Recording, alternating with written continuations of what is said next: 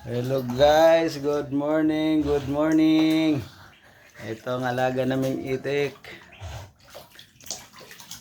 Mag 2 months na to. Ibinaba muna namin dito kasi para maligo. Ayan guys. Ayan ang pagkain niya, Integra to, tsaka Integra tire, pinaghalo na kasi medyo palalaki na. Shout out kay Etik Farm Davao at kay Kadug Sing. Sana mga idol, magabayan nyo ako pagka mag-umpisa na akong mag-itikan. Nandito pa kami sa Manila, nag-try lang ako mag-alaga ng ganito. Nabibili lang to doon sa mga yung lako-lako.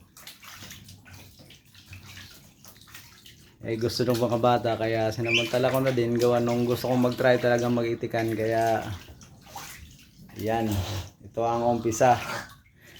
Shout out uli, Etek Farm Davao at Kadugsing. Yan. At saka itong dalawang chikiting. Dito nga pala namin nilagay sa laundry area. Gawa nung doon to sa taas sa bubong. Eh may konting may bubong din naman dito na arawan. Nakakulong sa ganito. Mas malaki pa dyan. Mas malaki pa dyan. Eh ngayon, alam kong gustong maligo kaya ayan. Kaya welcome ta Etik Farm.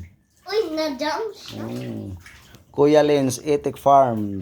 Itik farm. Na ganun siya yung itik.